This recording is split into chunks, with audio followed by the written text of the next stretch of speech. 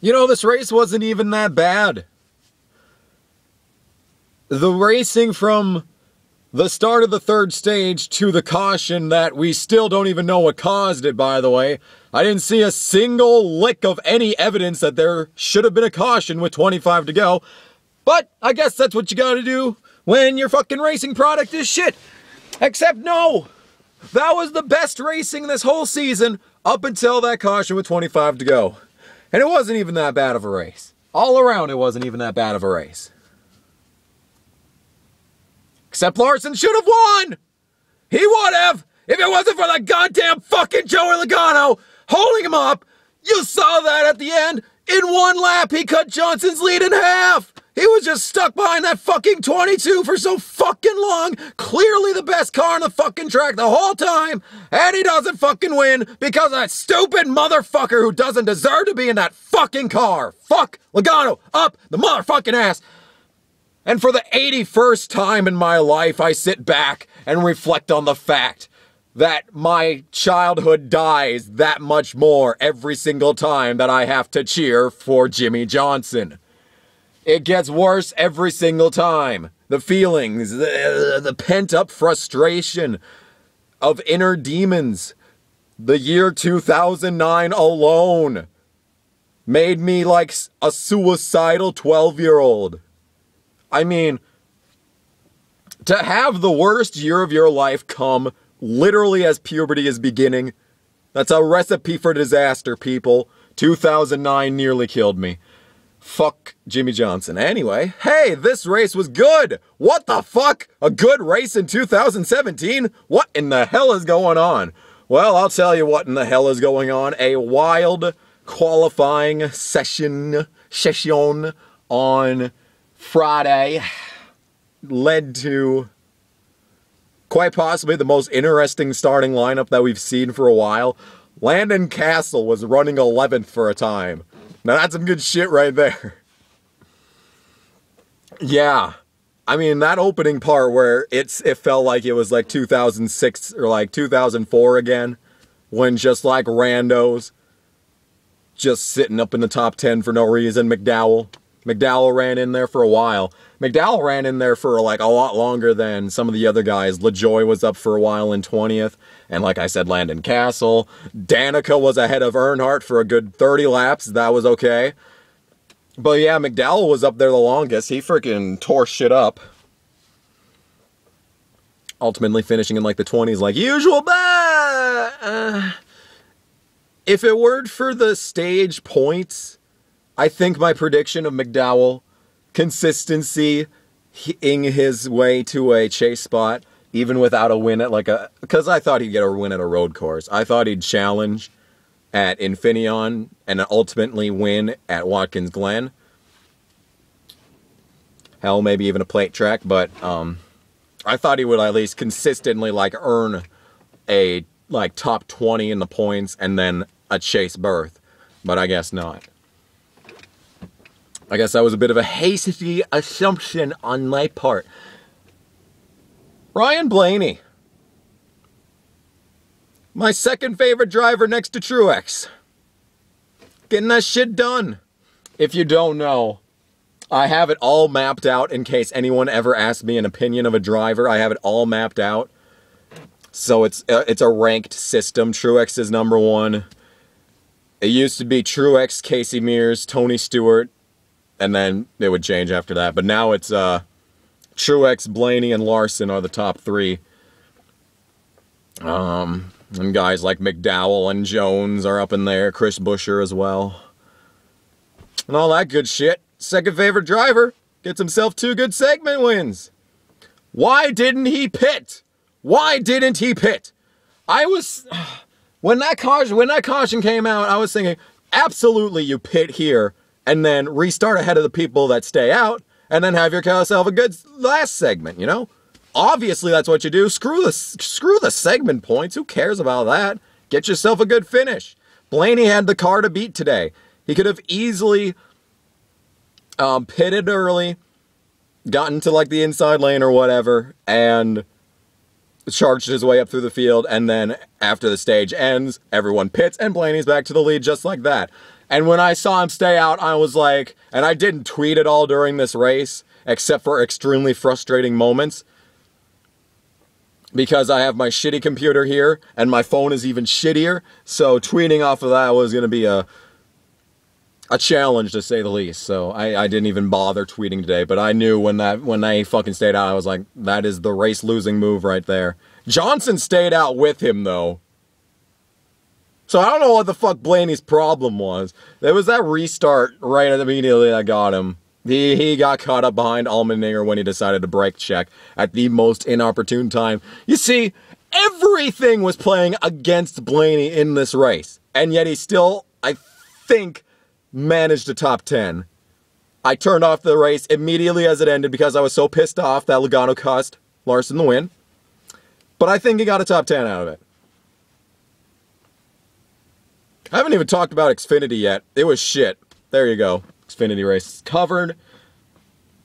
First time this year that the Cup race was better than the Xfinity race, I think.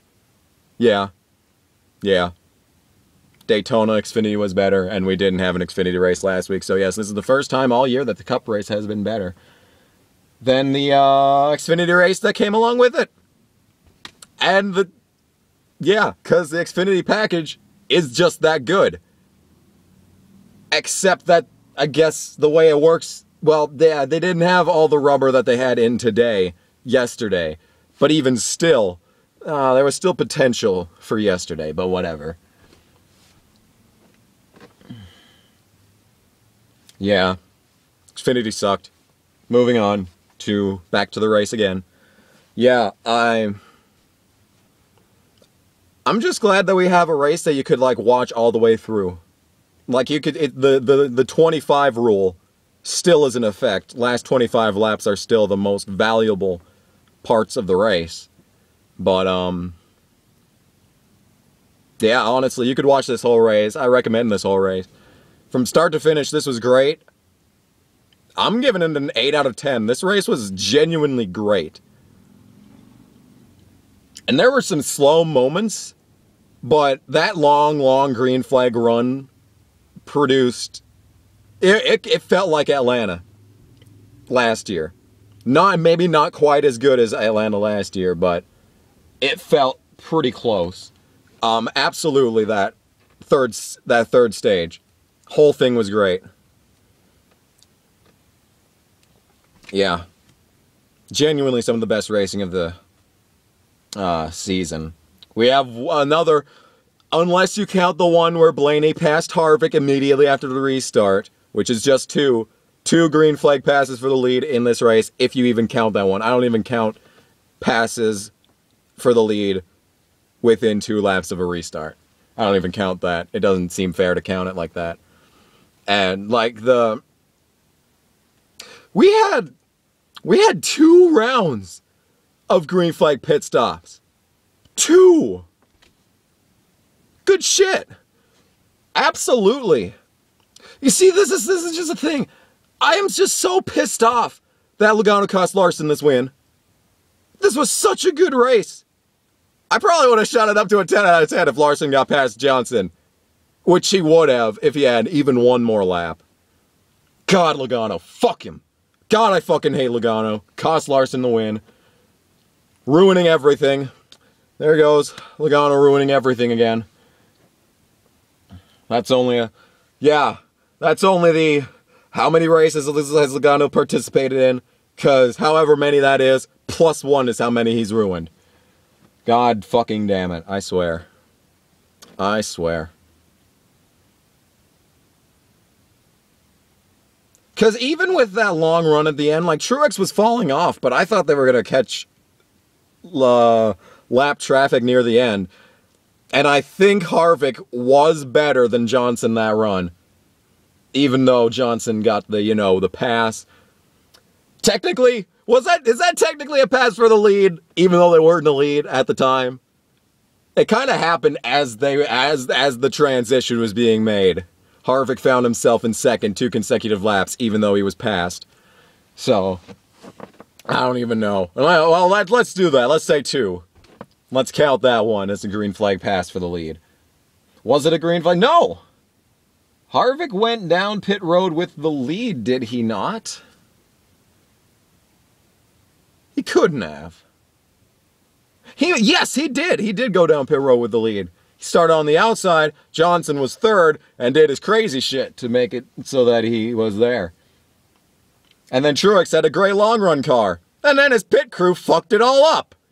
It's only happened 15,000 fucking times since he's come to Furniture Row. But the pit crew costs him yet another race. Good shit. I'm getting so sick and fucking tired of that happening. But anyway. Goddamn if Blaney didn't have the car to beat today. But once again, clean air is genuinely God. We saw it there. Larson couldn't do shit for the longest time because of clean air. Johnson held his ground and couldn't even get past the fucking Logano asshole for the longest time because of clean air. And the racing up front only ever got that great once they got into lap traffic. But still, it felt like a New Hampshire kind of lap traffic thing where the lap traffic was genuinely difficult to get through. I think a lot of that has to do with the one-lane repave racetrack here. I have talked 11 minutes of this thing, and I haven't even touched on a lot of stuff yet. This race was great. This was the best race of the season so far.